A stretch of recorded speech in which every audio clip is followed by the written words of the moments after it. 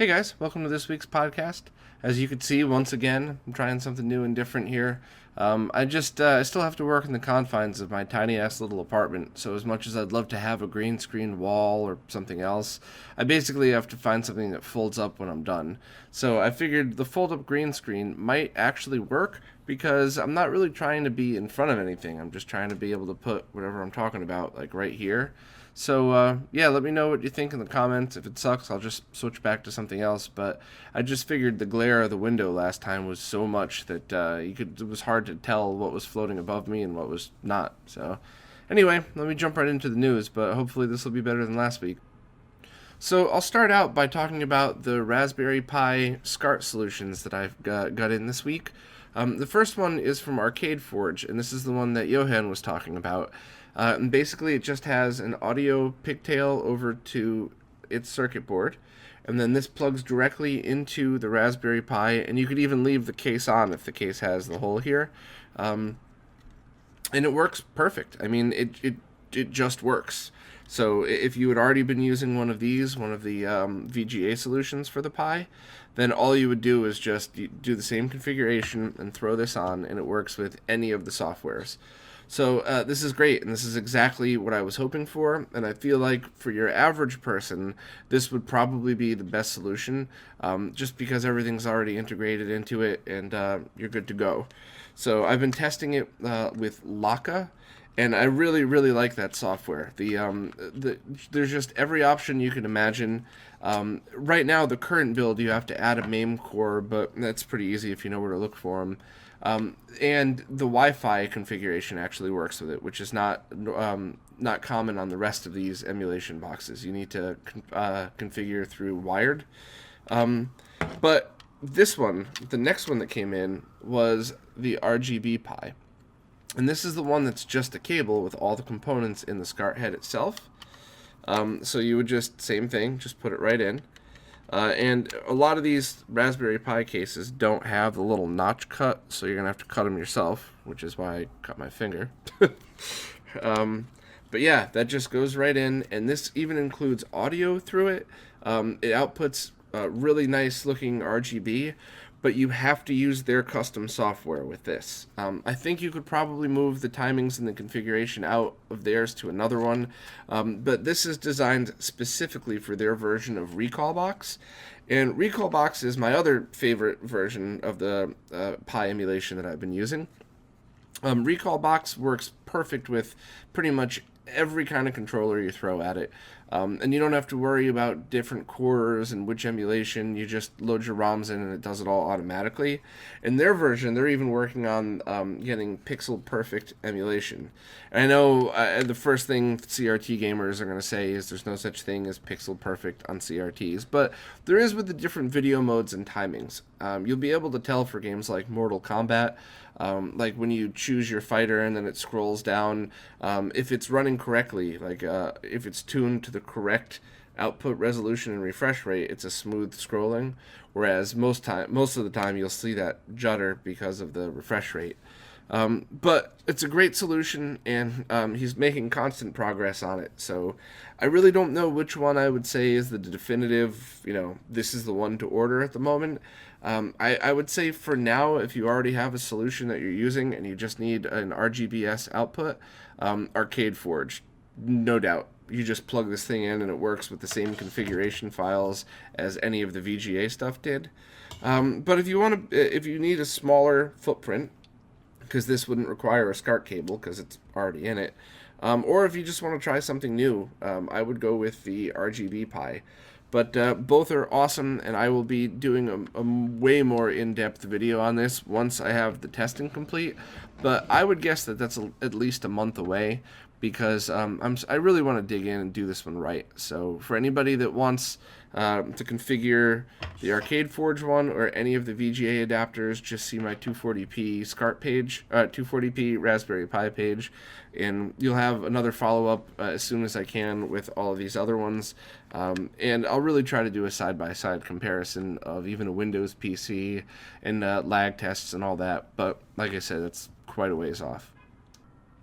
Next, My Life in Gaming just uploaded a short video about the status of the Framemeister, And it's basically what we would all expect. The main chip inside the Framemeister is going end of life.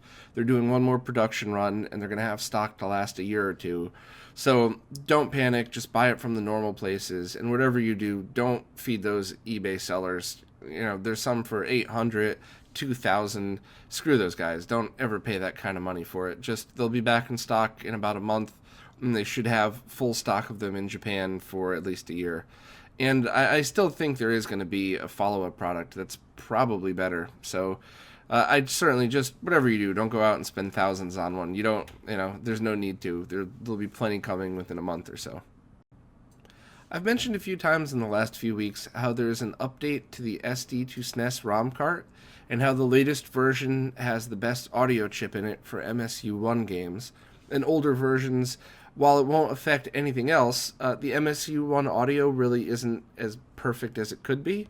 And there were a few guides of uploading or updating the amps with the newer one. And now Borti, the guy who's designed tons of awesome SNES stuff, he just put a PCB up that allows you to make this installation way easier. So there's a link in the description to where the PCBs are being tested. And as soon as he gives it the final okay, he said he's going to upload the link to his GitHub. So if anybody wants, they could just order it from like OSH Park, get a few of them, solder your own chip on it, and make installation way cleaner and way easier. So huge thanks to him, as always, for just, doing all this great work and just giving it away to the community. So thanks to Borti. And I hope to have him on here eventually in a couple of months. So I can't wait to hear directly from him and hear about some of these crazy projects he works on. Someone recently uploaded a bunch of ROM hacks that allow you to use the N64 D-pad on a handful of games. So games like Yoshi's Story and Mischief Makers. Some people felt that the D-pad would have been a more comfortable way to play that instead of the middle analog stick. And if you'd ever wondered and you have a ROM cart, now's your way to try it out. So the link's in the description, and there's a whole bunch of good stuff on there. The NeoSD team just posted a new firmware for their NeoSD ROM carts. It's version 1.05, and it has faster flashing time for most games, plus a bunch of different additions, like you could hold different combinations when starting the game to get to different BIOSes and stuff. So it's actually really helpful for the MVS version. I still haven't received mine yet. I got the AES version for the home consoles. And I don't think it's anybody's gotten theirs yet. So as soon as it arrives, I'm going to do a full review, of course. But at least by this firmware, you know that they're going to continue to work on the product and hopefully still support it in the future. DB Electronics has just released a 3D design file for a SNES Multi-out. So he released the design file open source to the public, and this is really for people that want to add the multi-out to the back of their front-loading NES. He said he's also going to try to work on a design for the top loaders and maybe a few other things like that. But basically, I guess this all stemmed from the fact that you could buy them online, and some people sell them for fair prices, but some people were selling them for very unfair prices, and he kind of got frustrated. So he made his own 3D model, and now he just gave it away to everybody for free to share. So if you have access to a 3D printer, I'll link in the description to where you can get them, but just download it and make your own. And then he also has the design for the PCB in there, which you'll have to get from a normal PCB manufacturer like OSH Park or something. But thanks again to Renee for donating something else to the retro gaming community. And I'm going to try to get him on next week to kind of tell his story and to bother him a lot. So we're looking forward to that too. Analog NT just posted a video of all the features of the NTMini, and it shows different things like the RGB output, and it does 5x scaling. So it seems very cool. I've asked for a demo unit, and I've actually asked to get the owner on the podcast to kind of talk to him about his products, and hopefully that happens at some point. I would love to do a full in-depth review of it. I'd actually love to do the review first, and then kind of get him on to get his thoughts on it. So I'll keep bugging him, but it's up to him if he wants to do it or not, I guess. The Video Game Attorney just posted a guide on Reddit that really goes through what anybody working on any kind of software video game project should know before going any further. It really kind of just goes over a cheat sheet and pricing for any time that you really want to protect your own work, or you're trying to start a company, or you just want to protect yourself, pretty much. So I really recommend it that anybody that's even remotely interested in this stuff just give it a quick read. But this guy very clearly cares about the gaming community, so he put it up there as a way to really just reach out and warn people and kind of give people a heads up. So I think it's a pretty good read, and I hope to have him on here sometime too to really pick his brain about all the gray area stuff that I've been wondering all the years about ROMs and things like that. But yeah, it's really nice of him to put up there, and I definitely recommend it for anybody who wants to make a business out of this at all. I found a very cool ROM hack called Retroid, which is basically Super Metroid, but the entire map is redone to be the original Metroid. And anytime you go to a new zone, it saves automatically, so it's not like Zero Mission. It really is pretty much the original Metroid's map. And it takes elements of both games. Like, you can't kneel down and shoot like you would in Super Metroid, because you weren't able to do that in the original, but you can shoot diagonally, things like that. So I absolutely loved it. I'm up to Ridley right now, which is insanely hard. So hopefully the rest of the game will be as good as this, but anybody that's a fan of Super Metroid or the original Metroid, I highly recommend it. And if anybody knows how to get a hold of the author, let me know, because I've PM'd him on a couple of the forums and never heard back yet. But I want to get permission to include this into a couple of ROM packs and stuff like that, because I really enjoyed this game a lot, and I hope any Super Metroid fans will give it a shot. The team behind the Genesis port of Cave Story just updated the ROM once more. It's mostly just bug fixes and a couple of music tweaks, but it's great to see they're back on the project. They took a well-deserved break for, I think, a month or two just to kind of chill out, but it looks like they're back on it, and I'm really excited and can't wait till this one's totally finished.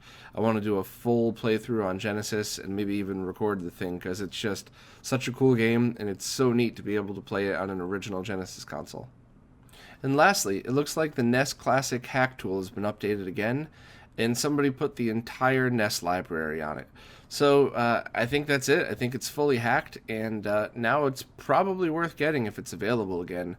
It's still not my favorite way to play NES games. I mean, not even close, but for that price, to have the entire library on it, yeah, it's a pretty good deal. So thanks to Owen Phoenix for sending me that tip, and if these things ever come up for sale again, I'll let everybody know. Okay, on to the Q&A stuff. I guess I got to start out by talking about the Switch. There were a ton of comments about rendering in 900p and how it works, and how that's just kind of the way things are going. And I think my only point was that the Switch is supposed to be a next generation console. And at the very least, I would like to see it output 4K, which it doesn't. So, and the reasoning is because in 2017, there's going to be way more TVs that are 4K sold than anything else, because it's just cheaper for the manufacturer to keep spitting out, hundreds of thousands of 4K screens rather than try to keep up all of them. And I understand that no console now is going to render in 4K, or if they are, it's probably going to be, a while before they figure that out. But at the very least, maybe upscale it so we don't have to rely on our TV's crappy upscalers to do it. But as far as the other technical details, I think maybe I was just sicking out of it and talking out of my ass, but I guess my only point was that it doesn't feel like a next-gen console. It feels like, it feels like specs from 5 years ago. So I guess at the end of the day, it doesn't matter at all as long as the games work well and are fun to play. It just, as somebody that, loves games, and especially loved Nintendo growing up, I just really wished they'd pushed a little farther to have something that, it's basically as powerful as your average tablet these days. So what's going to happen 5 years from now when there's another generation of other consoles and this thing not even going to come close to keeping up? So maybe I'm totally wrong, but I guess we'll all see in a few months when the Switch comes out. And another mistake from last week, Vitor asked a question, and I didn't answer all of it. I forgot to answer the second half, which I thought was kind of important, and I pronounced his name wrong. What a shock. Let me see if I can get it right this time. Dalakoya? I'm sorry, man. Please don't be offended. I suck at all these things. But he was asking my opinion on plugging consoles in one at a time versus having everything tied up in like a switch setup. And I think I get a little carried away sometimes when I talk about adding different switches and components and drawing up the blueprints of your ultimate setup. It's really, there's nothing wrong with plugging each console in one at a time, and in many ways it could be a huge help. So obviously, you don't need to worry about running your cables nice and neat and then having to take them out for something. But also, you don't have to worry about points of failure. So you're going to get, anytime you add anything to the mix, another switch, another cable, there could be something broken in the chain that, maybe you just lose a little bit of signal quality. Maybe the video looks good, but you get some audio hum. There's a million things that can go wrong. And when you're plugging directly in one at a time, not only is that chance lessened, but troubleshooting's way easier because you have way less components. So right now I have my RGB monitor on wheels, and then I have my consoles in boxes. But I know a lot of people that do something similar. They actually even keep their consoles on display on like a vertical shelf. It looks really nice. And then I have the Retro DC powered, so it's one power supply that works with almost all the consoles. And that way I could just go over, the power supply is right there. I have a SCART to BNC adapter, so I could plug that in. I haven't gone too crazy and gotten direct BNC adapters for all my consoles, but who knows, maybe that's around the corner. But yeah, it's a great solution, and it might be the better solution for many people. And I feel like I often forget to talk about it. So sorry I forgot. And he also mentioned that I guess in the context of when is emulation a good choice or a better choice, and he mentioned consoles like PS2, N64, and the Wii, and the GameCube, of course, that could actually be rendered in higher resolutions with good emulation, like the Dolphin emulator, for example. And I kind of have mixed feelings about that because I've seen Mario Kart Wii rendered in 1080p, and it was just gorgeous. I mean, I had no idea that game could look that good. But it's still emulation, and you still might get lag. But maybe the lag is a good trade-off. Maybe it wouldn't matter in certain games. With things like the Bliss box, you could certainly plug your original controllers into it for things like PS2, but in N64. So I don't really know where I stand in that yet. I guess if it works for you, then that's obviously always the right solution. But testing lag on those things is something I would like to do eventually. But if you're only getting a frame of lag, I think it's usually minimum 2 frames, probably more like 3 or 4.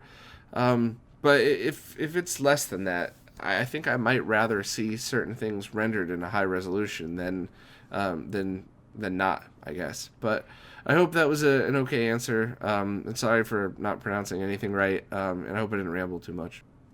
Next, I get a message from Sean on Facebook asking, since so many capacitors are going bad in consoles, what about inside the cartridges themselves? And I actually never even thought of that, and no one's asked that question before, so I reached out to Voltar to see what he would think about it.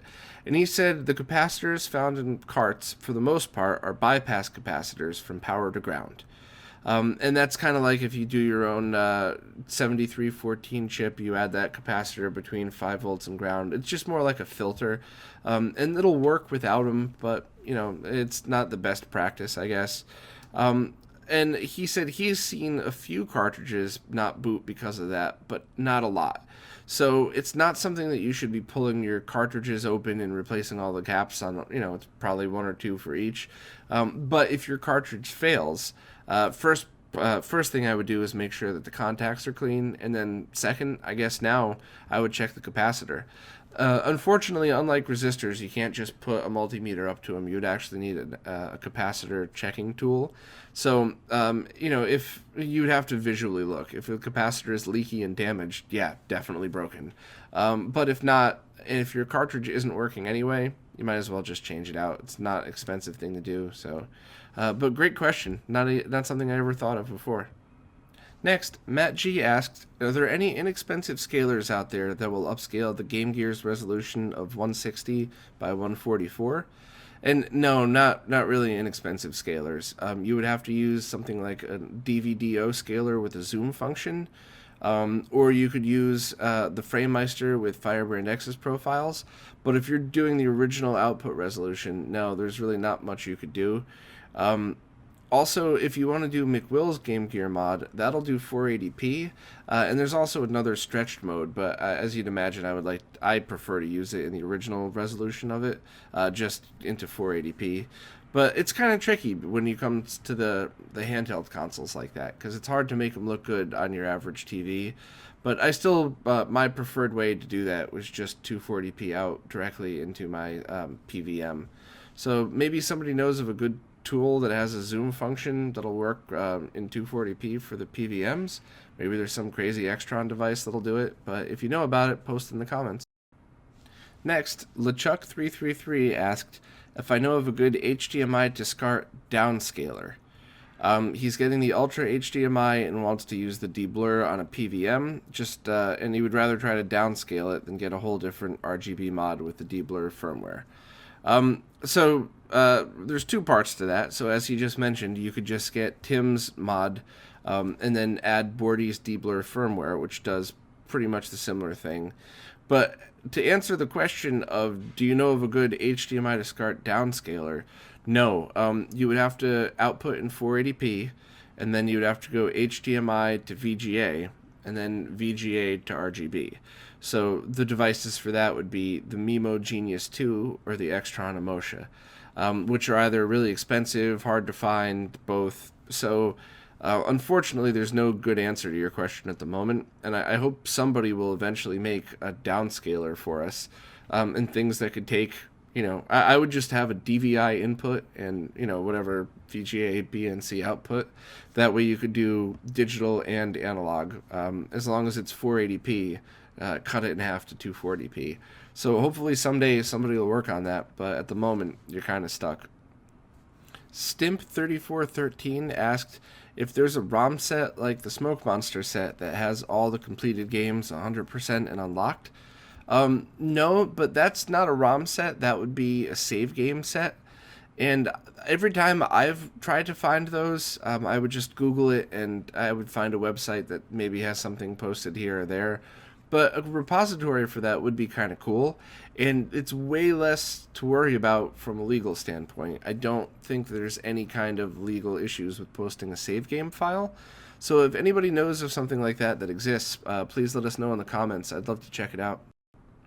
And lastly, Dan Mons posted some good info in the comments.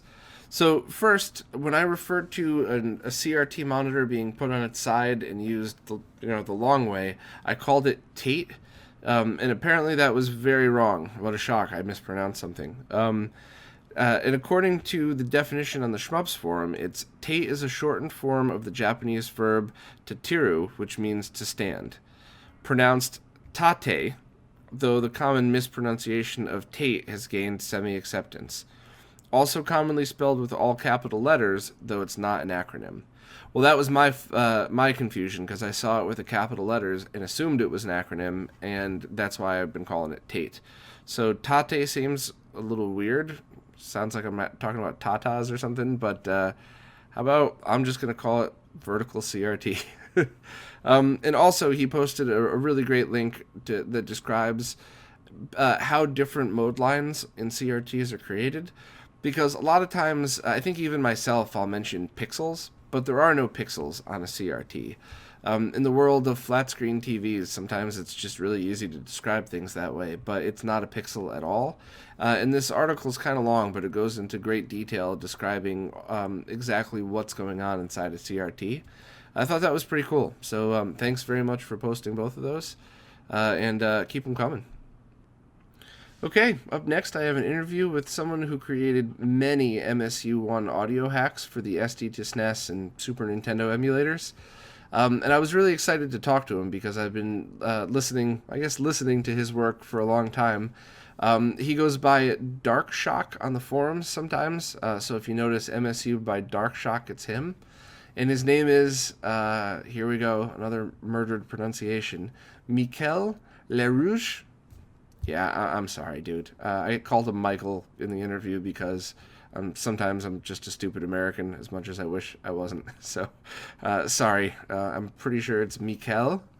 But who knows? I hope everybody points and laughs at me when I get all of these pronunciations wrong, and I really, really hope that nobody takes it personally, because I suck at it. But interview was awesome and a lot of fun. We get to talk about a lot of cool things, and you might notice one or two cuts in there because I tried to put in a picture or show a website while we were talking and failed miserably. So, but hopefully the audio came out very good this time. I tried really hard to not make any more mistakes, and I think it was fine. The last one, when I interviewed Querdimoto, it was fine when I tested it, and then as soon as I uploaded it, everything got a little crazy. So let's all cross our fingers, and thank you again to Michaël for a great interview, and I'll see you guys next time. Okay, guys, I am here with Darkshock, Michaël, from Canada. Where in Canada are you? I live in Montreal. Montreal? I actually might be there in a couple months for a video game expo. Yeah. Because I'm part of this organization, actually. Are you really? Yeah. Oh, very cool. Very cool. So yeah, I knew when the guys told me, oh yeah, of course I knew Bob was it. We knew Red Side for a while. We used that as a reference when you learn about RGB and stuff. So I got all my Framemeister is packed somewhere because. Well, I could see your top loader AV Famicom and your NES behind you over there. So. Yeah, all of them I mode myself for RGB, which is in the Tim kit. Oh yeah, they're both great. Yeah. Is that all your consoles in the IKEA shelf behind you? Yeah, it is. But you see some old in that because I always grab some console to an event or to a cabin or every event, so it's all a mess. Yeah. And then plug it back properly. Maybe someday I will do it, but not. Yeah, for a while I had everything set up in a more of a vertical cabinet, kind of like the one you have next to it. Yeah. And it worked great, but the only problem was anytime I needed to take something out, I didn't have I should have bought 2 power supplies and 2 cables for everything, because then I'd have to pull the whole thing out, pull the cables out, and now I just have everything boxed up, and I only plug it in one at a time, and it's a pain, because sometimes you just want to walk over and plug something in, but it does make things, or at least for me, easier, because I'm modding and experimenting more than I am playing, so... Yeah, and I understand the feeling. So that's why you see 2 consoles on my table right there. Because I had to do the same thing. I had to plug it. Just bring a console. I want to play this. And now, do both of those have Tim's kit, or did you put the high def NES in one of them? No, just both Tim kits. Gotcha. Because I did that 2 years ago in 2014, something like that. Yeah. So the high def NES kit wasn't out yet. Gotcha.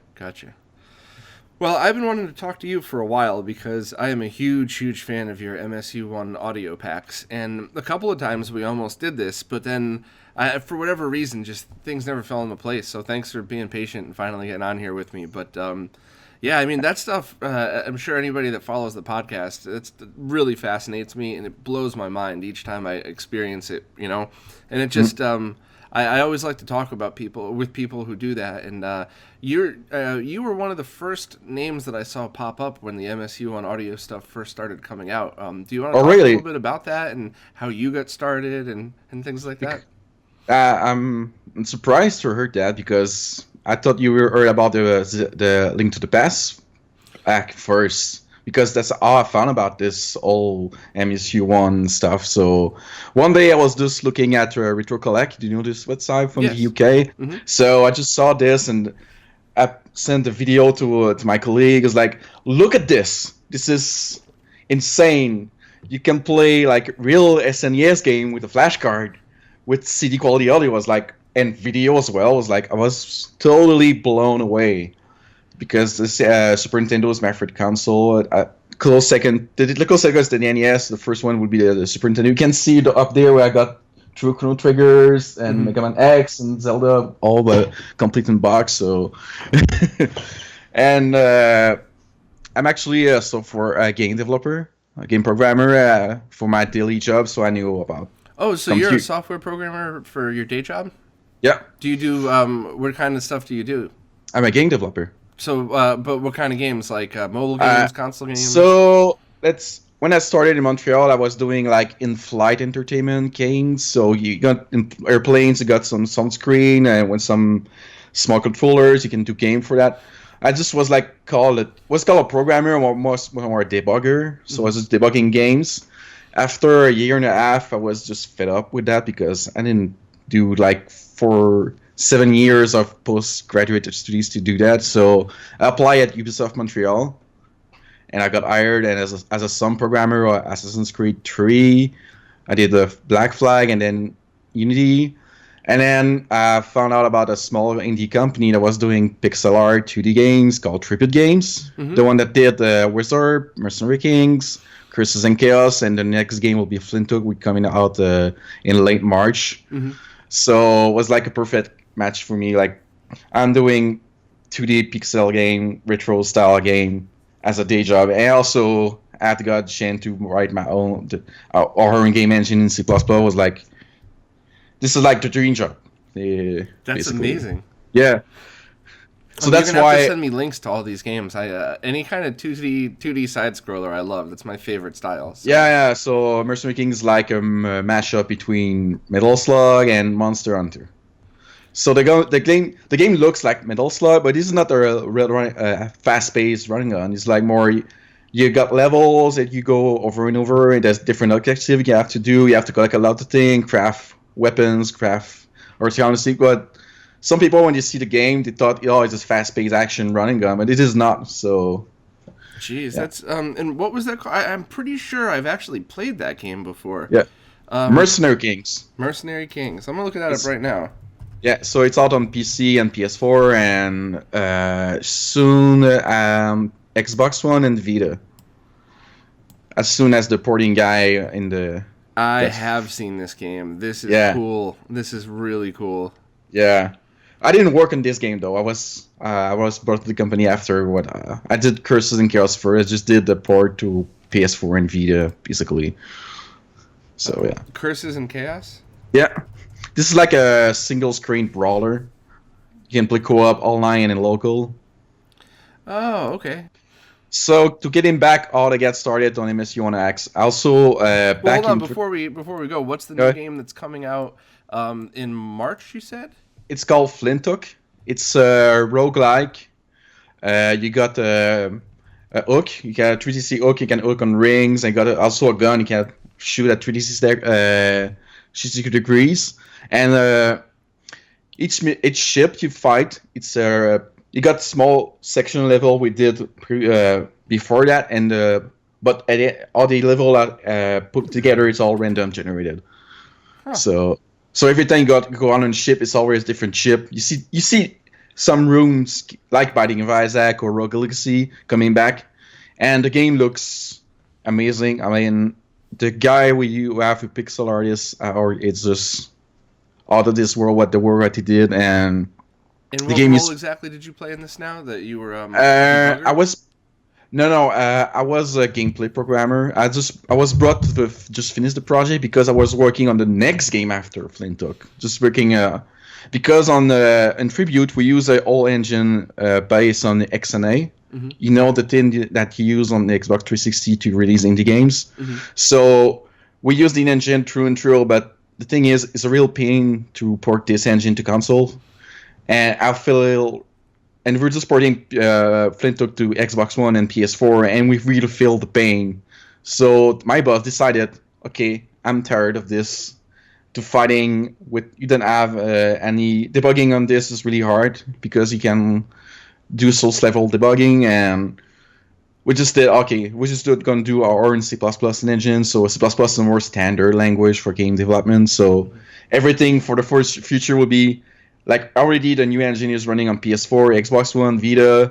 So doing importing to a new, like the Switch, if you get the dev kit someday, I don't know if you get that, would be far more easier to do a port using the new engine than the old engine. So on Flintook, I was brought just to age up the game. I did some bosses, I did all the perks, and just doing the final optimization to get it running on PS4 properly at 60 frames per second and memory restraining stuff. So I did a lot of stuff on Flintook. Yeah, that's funny because that's something that's just in the past few weeks a lot of us have been debating, and I have always held strong that a 2D side scroller really needs to be 60 frames a second. You can't do it at 30. So No. For 2D game, you have to be at 60. It feels weird. For 3D game though, 3D is fine. 3D frames per second is fine. And I remember when when I was working in Assassin's Creed at Ubisoft, the thing you do in a single frame, I just can't believe all this was fitting in single 33 a single frame. Like you got physics and animation and AI and the crowd and sound, and it was like insane the thing you can do with 30 millisecond per second. Yeah, jeez. So, and you guys, are you planning on doing any Switch ports of these games? No, because we don't have the dev kit yet. Gotcha. Yeah. Okay.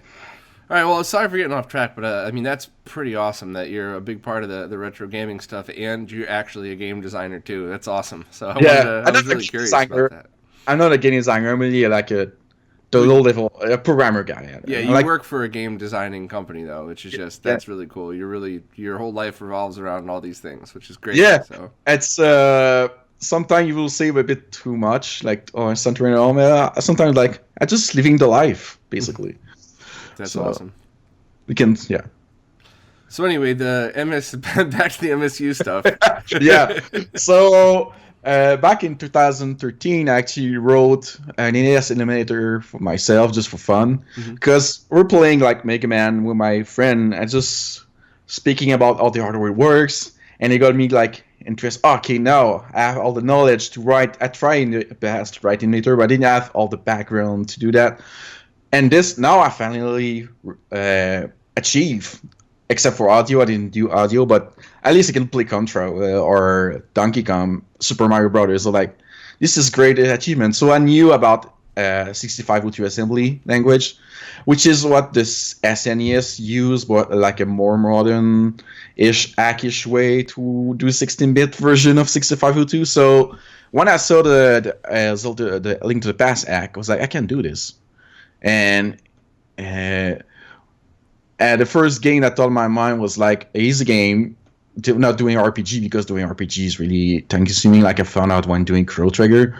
And Mega Man X was like, is more my top 3 game of all time. I could just beat the game in an hour and a half every time and not get bored playing it.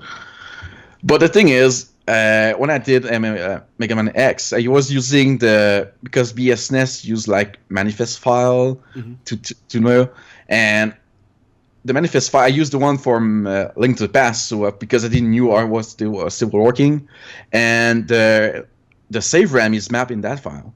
But the thing is Mega Man X use save RAM to check if the user in a copier. So just for copy protection kind of thing. So if the save RAM is mapped, you see all kind of weird glitches in the game. But I thought it was Michaël doing that until I figured out, you gotta be kidding. Like a month after that, I was scared. You gotta be kidding me. Only because the save RAM was mapped. Because I was just trying to just undo all the copy partition thing they did. I found a forum post doing that. The guy already figured out all. The cat. And yeah, it was a learning experience. But I have the time doing this because I was at Ubisoft. Yeah, between projects you have downtime, you can do like Victory 1. So I was at work and doing MSU 1X, and one of my friends asked me to do a small modification to the NSF player for the power pack. So I did that at work. I just brought my Famicom at work, like nobody noticed, nobody cared. I did that for 2 months. I wasn't assigned to any project, so I just started doing that. So I guess when the first one I saw was the Zelda DX one, and then right afterwards there was just a bunch of them. You did Mega Man X, I think Mega Man X 2 and 3 as well. Yes, and then Mega Man Rockman, which isn't that? No, that's the one coming next. I don't know yet if I'm gonna do it because I'm quite busy with the live stuff and. So, but okay, I did Mega Man X. Rockman 7, isn't that completed? Yes, I did Mega Man 7. Yeah. Yeah, gotcha. Okay. That's the last one I did. But there's Christoph. the Poland guy who did heavy metal music of Mega Man, Yes, yes. is right now doing a playthrough of Rockman and Forte. Oh, gotcha. So I already like get 2 comments about guys. Oh, I can't wait to hear the Rockman 40 hacks. So maybe I'll just do it because it's all Capcom stuff. Capcom music system is basically the same between the games. Mm-hmm. So when I figured out Mega Man X, doing X3 and X2 was much easier to do. So because you see some pattern and similarities between the codes. So yeah, it takes much less research to do that. I guess you also did Secret of Mana. Yeah, it was a request actually, because I'm more a second Tetsuto 3 guy. Mm-hmm.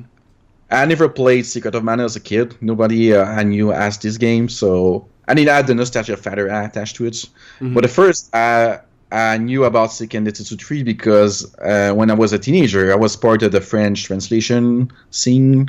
So I knew about all the Japanese RPG, Bahamut Lagoon and Second Tetsuto 3, which is called Secret of Mana 2 for some people.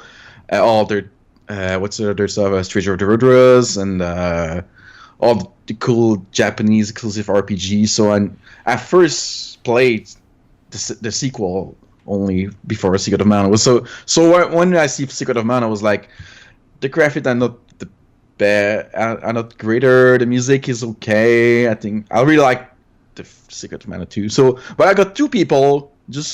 I got the whole pack of music. So I just figured out, okay, they got 2 people that put together a pack of music for all the game. Okay, I just have to do it. And also I found out that the code, this Microsoft code for music is kind of similar, but you can see in Secret of Mana the code is older than Chrono Trigger. Mm-hmm. But you see some similarities between the two. So. Now I see you got there's a bunch of different versions of Top Gear 2. I think yours was the CD32 Amiga version. Yes. The Top Gear one was a request as well, and that's my least favorite of all of this because I tried to boost the audio for the CD, and the sound of the motor was still louder than the music, even on emulators. So, but the flash card is way worse because the SD to SNES, the volume output is really bad. It's not for the newer version, the Revision H. Mm. It's really like the best mixing you can get, but I got the F version, so me too. Yeah, so I can hear. But it was a request, so the guy said, "Oh, just take the CD32 version of the track," and the track are not really good. It's like really smoothy, jazzy feeling kind of thing. Yeah. And the Turkey 2 track is more like a Rush influence, like a 80s Rush, like a older Fire kind of vibe for Turkey 2. I preferred like the original version than the MSU one I did. I also did when I showed my friend the Mega Man X hack, it was like, you gotta do rock and roll racing. It's like the obvious. That's funny because that's my least favorite. Hold on. Yeah. Ooh, sorry, I'm still getting over a cold. But it's not because it was a bad job. It's just because you put the original songs in, which is awesome, and most people prefer it. But I almost kind of thought it was like, I don't know what the right word is, just oddly charming to have the digitized versions of those songs that I liked. You know? I mean, Tim Fallen did a great job to convert the song to the SNES format. So I understand the quirky feeling you get when you play the original version, but like, when you heard that to people playing when you start the game with the reality, was like, the feeling is so great. Yeah. So every time I heard that with the really powerful speaker system, and when my friend was blown away. I got chilled down my arms. Yeah, and it's funny though. You just mentioned how the newest revision SD to SNES fixes the audio, but the rest has issues. A few weeks ago, there was a post up that shows how to improve the op-amp in it. But Borti, the developer that does all those awesome things for the Super Nintendo, he just he finished a PCB design, and I think it might be on GitHub. I'm talking about it this week in the news, but basically you just order a PCB from like OSH Park or one of those places. and then you take the SD to SNES, you remove a couple of the components, you stick this thing in its place, and you solder to it, and it makes you could upgrade the amp fairly easily. I mean, if anybody that's done any kind of basic modding could probably handle it. So as soon as that's together, I'm gonna make one, do a guide on it, and I really think anybody that owns an older SD to SNES should do that. It's a big improvement on the audio. I'm really interested by that.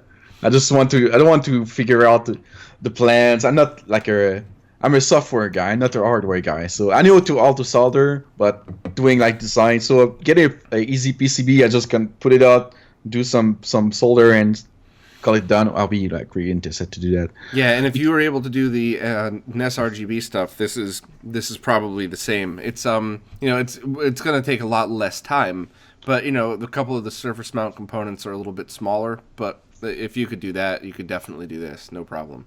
Yeah, like I said to my friend, when you desolder the PPU, you're like a real man now. Because like your rite of passage. Yeah, it's a rite of passage. Yeah, you did this. Yeah.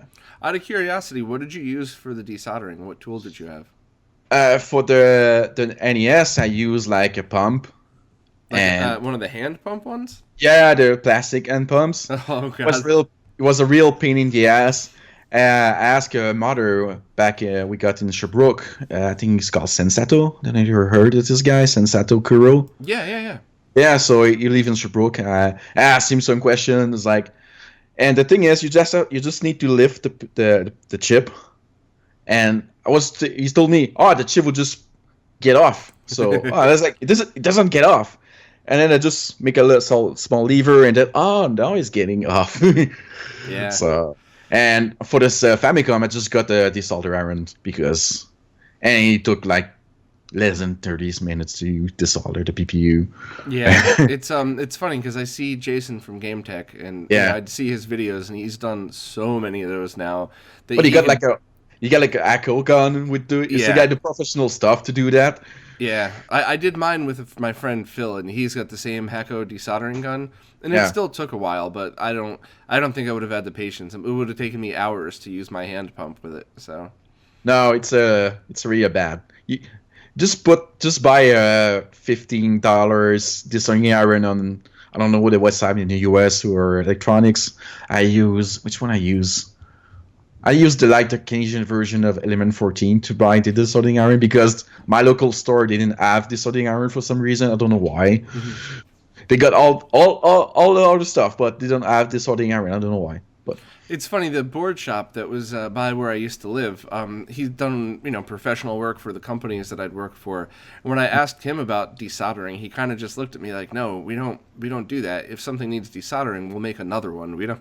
So a lot of the professional guys are like, "Why are you taking apart old electronics? Just make a new board or something." I'm like, "Oh, you can't. It doesn't work like that." No, it doesn't work like that. But you could, but you need like a Kevin Norton kind of guy to design all the new PCBs. So right.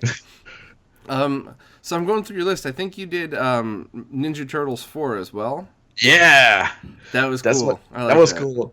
Yeah, the thing is, I wasn't sure we're doing that but just at work, I was just doing my work, and then I heard the Overclock Remix album, and then the song with the Technodrome, the fourth stage coming out, was like rocking. The scene at the beginning was like giving me repomp. I have to do this just to hear that in the game, and it's still like my two other favorite track from that album is the Neon Knight Rider.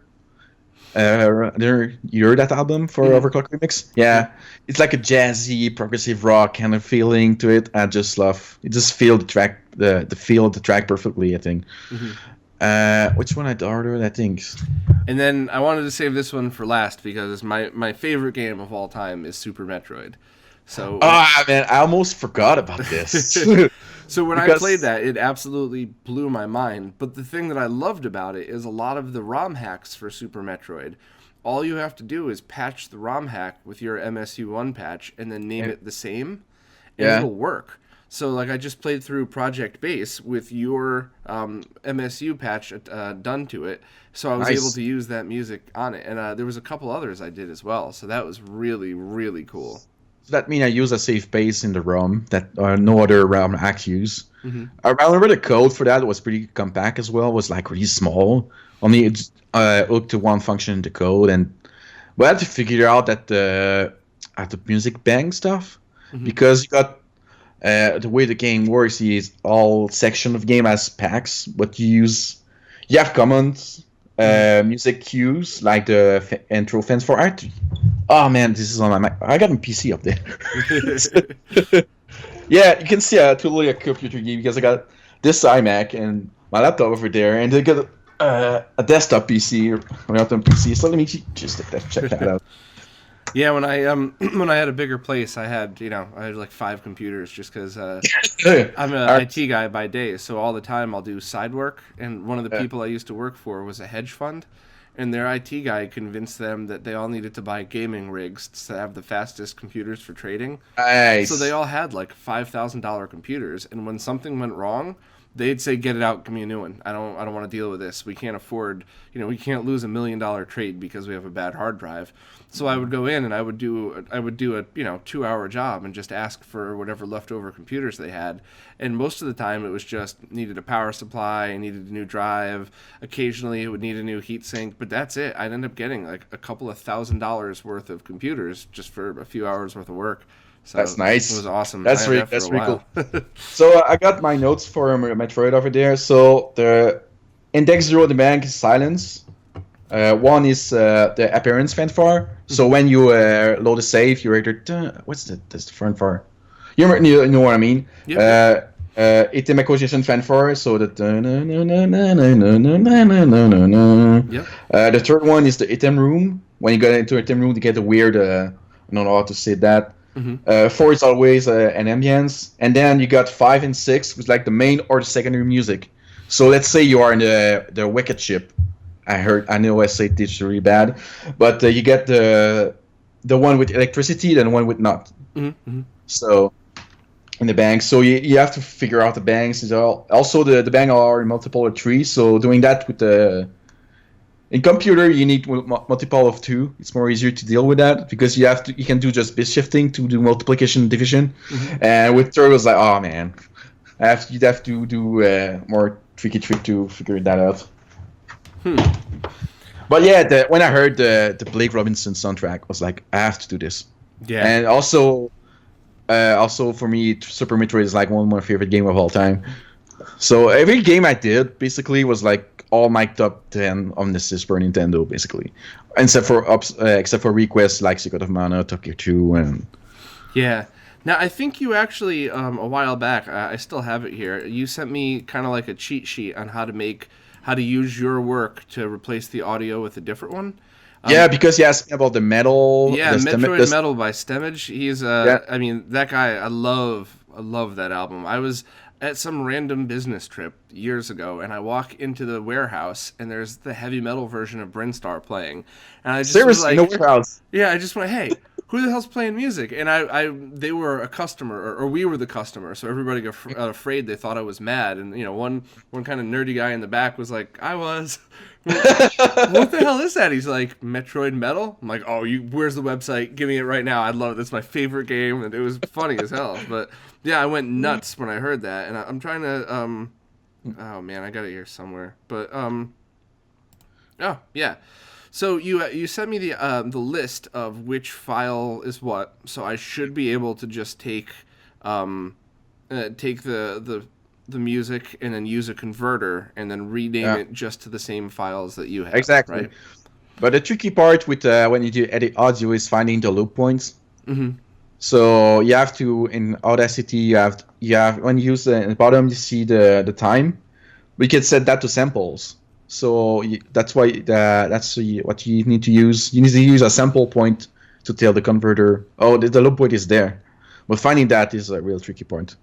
Well, could you do that, or could you just treat it like a soundtrack, so that the song ends and then there's 2 or 3 seconds of silence and it begins again?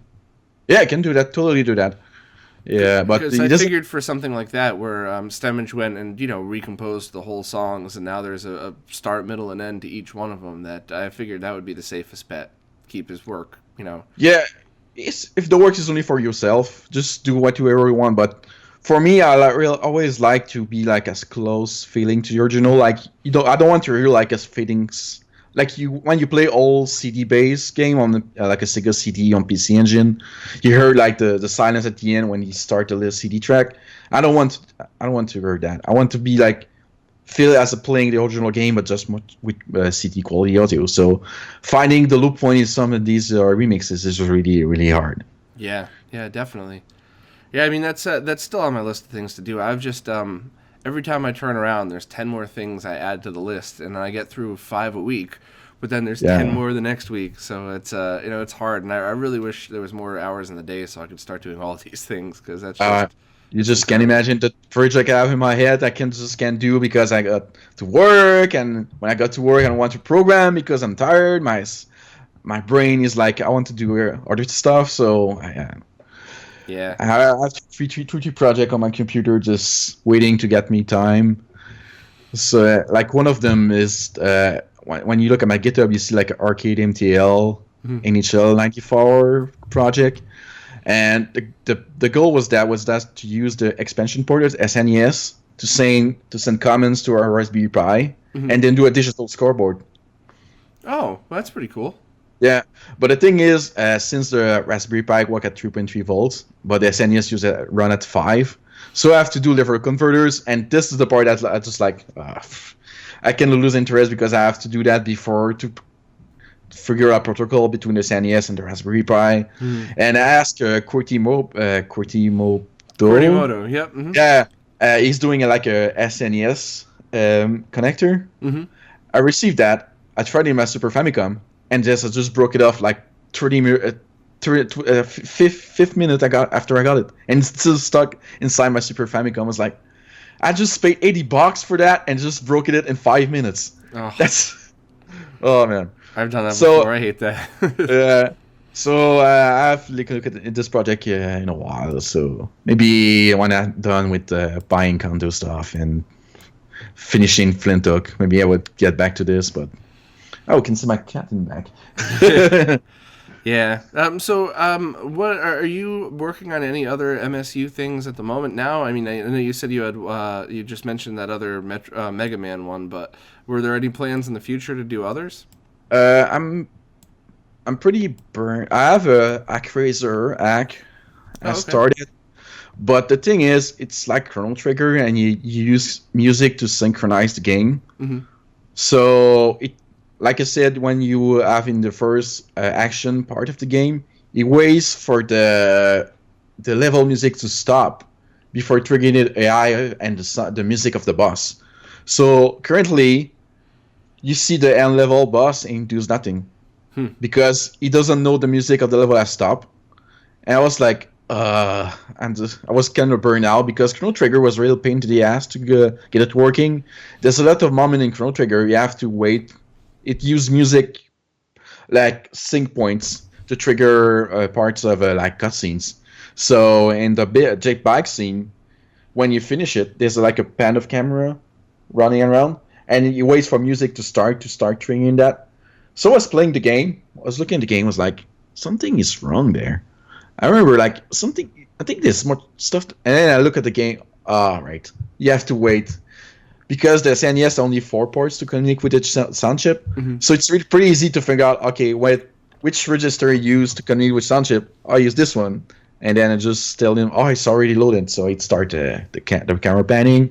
Also, the ending use that to synchronize the fireworks and triggering the cuts, all the camera changes. Also, when you use Epoch to go to Lavos, you use also music to synchronize stuff. So yeah. Chrono Trigger was like, that's why the project took me like a year to do. And isn't Kortimoto working on that now as well? Yeah, I'm really happy he's working on FMV stuff because I know nothing about the PPU part of SNES. I only knew the CPU and the sound chip kind of thing. And I want to learn about the PPU sometime in the future, but I didn't get the time to do this. So I'm really glad he's doing this because I was so burned out on Chrono Trigger. Because during an RPG, you have to do the whole game to test. Mm-hmm.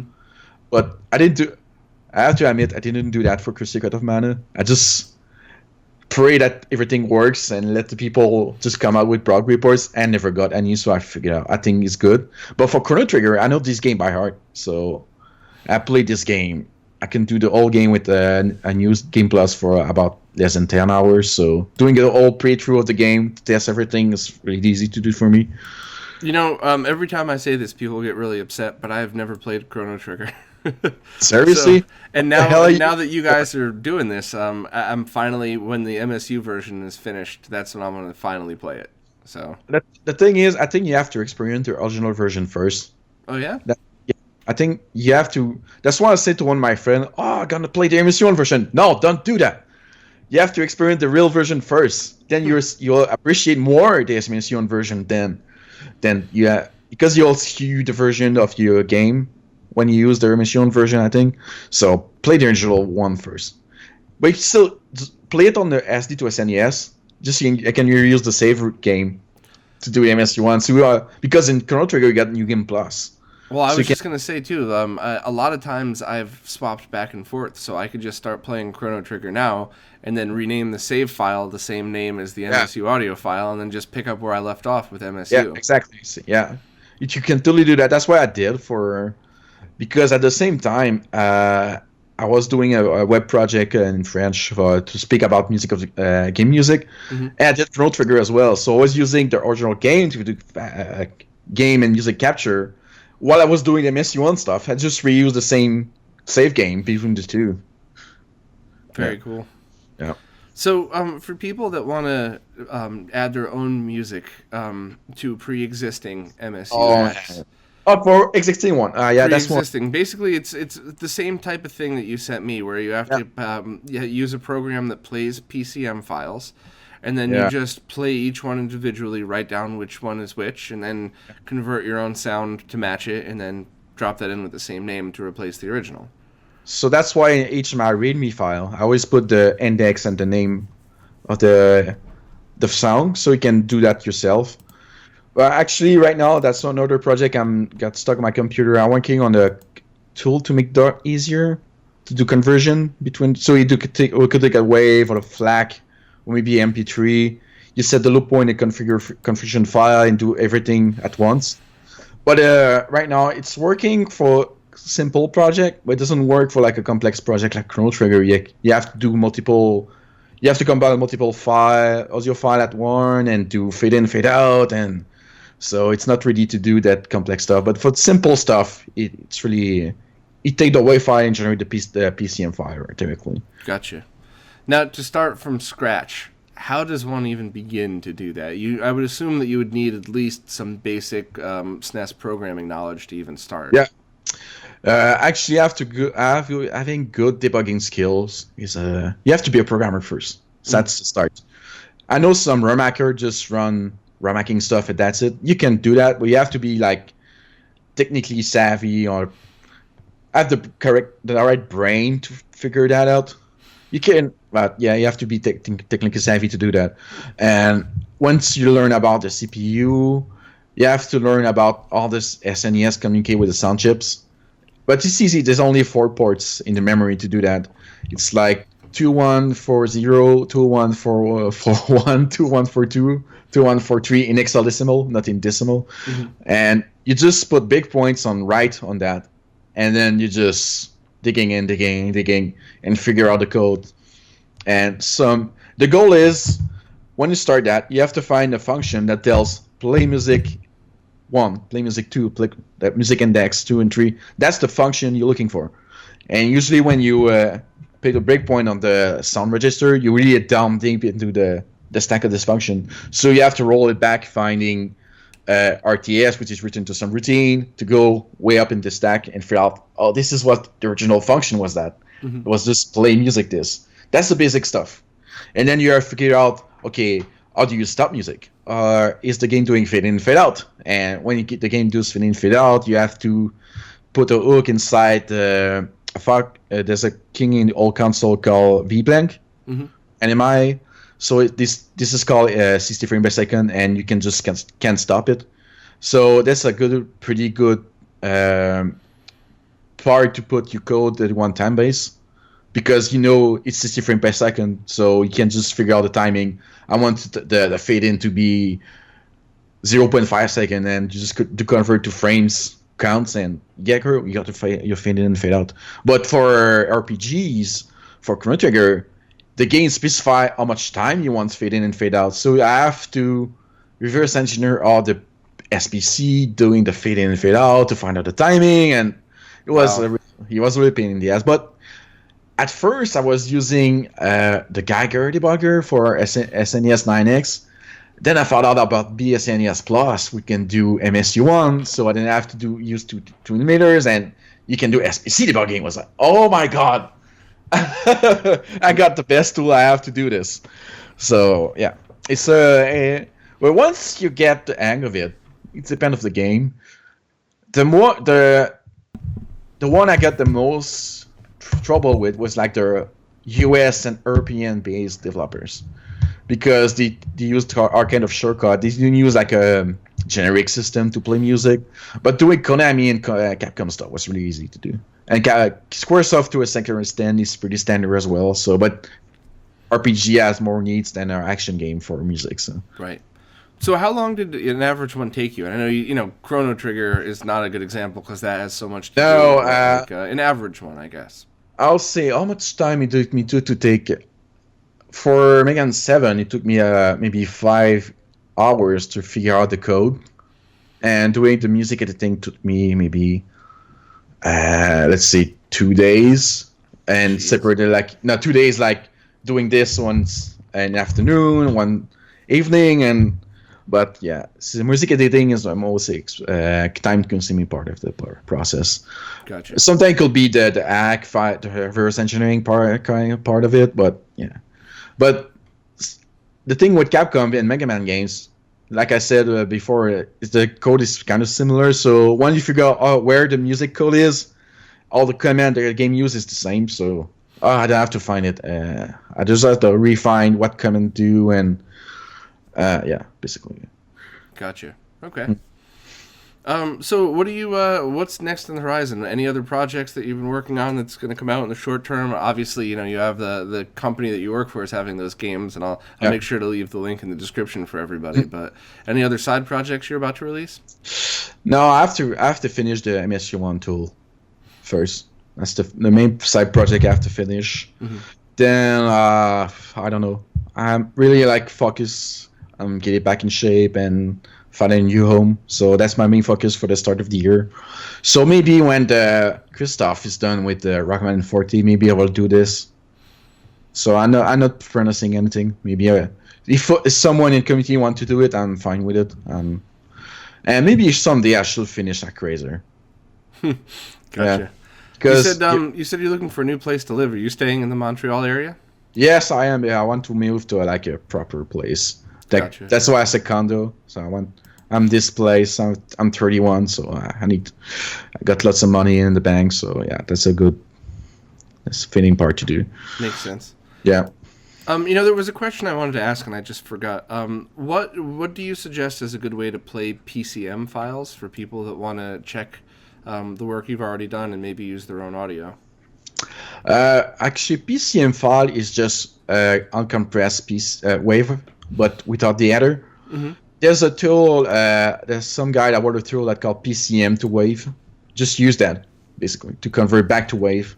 So use PCM to wave to convert it to a wave file. Yeah. And then that's it. And then you use right now. Use wave to PCM to convert that. I made my own fork, which is faster. I took like two versions. There's a C# and a C version. Mm-hmm. I took the C version and made it faster because I know for some reason the guy who did this what's the modification I did? I think it was really byte by byte instead of reading by blocks. So it is pretty slow to do that. I just made my own. So that's why I tell people in my act to use my own because it's way much faster, and also you can specify a loop point and an output file at the same time. Gotcha. That's the thing you can't do with the C# version. So that's why I was looking for another tool to do that. And you can use the C or the C# version, but I prefer the C version and the my version, my fork to do, which is faster a bit. Gotcha. Mm. Gotcha. Very cool. Well, thanks again for coming on, and I'm glad we finally get a chance to do this. I think I just saw the date on the email. It was from June of last year. So yeah, something like that. I think when you did the interview with Retro Dan. Yeah, that's right. Yeah, actually, Dan was the one that introduced me formally to all you guys, because it's funny. It's when I first started doing the interviews, I was a little nervous to reach out to people because I was afraid they'd be like, "No, I don't want to talk to you." So it was cool that Dan made the introduction with everybody. What the heck are you? Yeah, right. But fortunately, I knew about your website for a while. Like I told in the beginning of the interviews, like, thank you for doing the RGB stuff. Like, your site is so much helpful for people. Just go there. You know about PVM and switches, the right version of console to do and to get, and yeah, thank you for doing that. Well, thank you very much. And it's by the end of 2017, it's going to be completely redone and way more interactive and easier to scroll through, more info. So that is, as much as I'd like to get to all these other little projects, that is 100% of, I have to have this done by the end of the year. So hopefully, by this time next year, everybody will have a way easier website to go through. So that's cool. But I just thought about the RetroDan stuff. Because there's some bit of controversy about him. No. Yeah. Okay. So when I did Mega Man X, I've stumbled upon this channel of Drakon on YouTube. I have to speak about this guy. Okay. So. Wait, no. Michael, Badass Consoles always says, "Don't. If you say Draken's name 3 times, a stick of hot glue will appear on your desk." That's so funny. Don't do it. It's a curse. So yeah. My approach when I did that, I just do the total opposite of this guy. So first, I'm going to release my patch, and second, I'll just release open source. So that's why I release on GitHub everything. So I just released my current state of Mega Man X. I was looking for 100% fan remixes, but I wasn't able to find it anywhere. So I was using like part remixes and part PSP for my home pack, and I didn't want to release that because I was still working at Ubisoft, and it would be kind of not ethical to release a pack with copyright music for a PSP version of Mega Man X. And I was just sitting here at my GitHub, and I was just too busy to ask on Overclock Remix to find new music. And then I found out, my friend told me, "Hey, check out this news on Retro Collect." I was like, "What the hell is this?" And the guy just took my code and released it. Never asked me to do. I was like, what the hell is going on? So I just do some research. I found about this guy, and then I found the post on Zeldix forum. I was like, okay, this is not right. This is what the hell? I asked for apologies because you didn't ask me for that. I will just gladly let you do that, but you didn't ask me personally. It was like, I was really pissed off, really pissed off. But fortunately, he did apologize. But after that, he just ran off from the scene, basically. But gotcha. Well, everything seems cool with Retro Dan now, though. Yeah, it's pretty cool. He did apologize, and when he did the interview with you, he did mention me. So yeah, no, what's the term in English for that? No hard feelings. No hard feeling, basically. Yeah, that's Gotcha. It's cool. And whatever you want to do a project, I really open arms about it. Just come. I would do a collaboration with you, man. I don't care. Yeah, just do it. It's funny because a couple times people have accused me of taking other people's work, and once or twice it was total by accident. I just forgot to put the credits, and I immediately added them. Yeah. I felt bad, but most of the time it wasn't. And the funny thing is, I brag about the people that I get to work with. Yeah. I think it's much cooler that I get to say, hey, look at these awesome people that I've been working with, and look what they did, and here's links to their website, but I'll always host it here for people that want. So I never really got upset. I just kind of laughed when people are like, hey, you stole my work and put it there. No, man, I spent about 8 hours with the freaking multimeter soldering and desoldering chips to try to figure it out. We probably figured out the same thing, but if I knew who did it first, I wouldn't have wasted my time doing it all over again. Yeah. So yeah, it's funny. I would rather credit people. I get excited when I get to work with people that have way better skills with these things than I do. So it's always exciting, yeah. Like René from DB Electronics, like the guy is like, I want to have to with hardware skills. Like I want, yeah.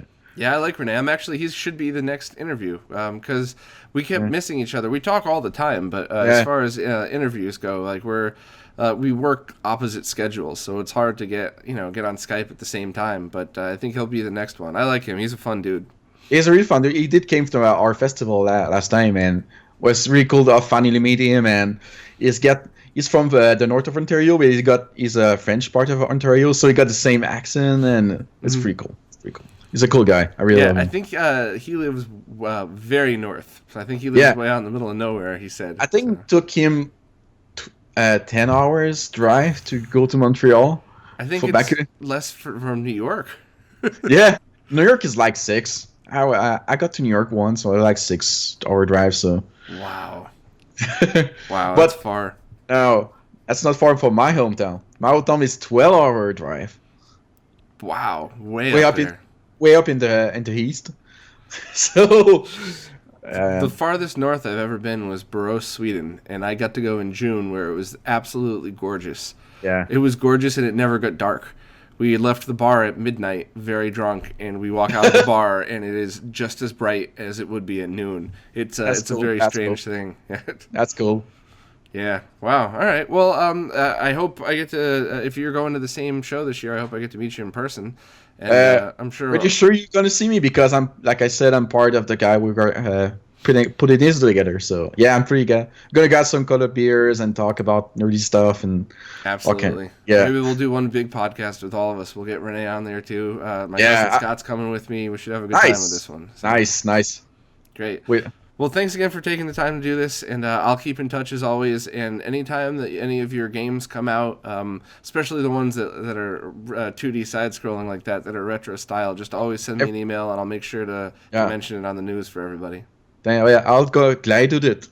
Oh man, that was so bad. Yeah, that's the part to be not a non-English speaker. It's all right, man. All right, well, take care, and we'll talk to you soon. Yeah, thanks for having me. It was really good, and for the next time. Yeah. Take care. Take care.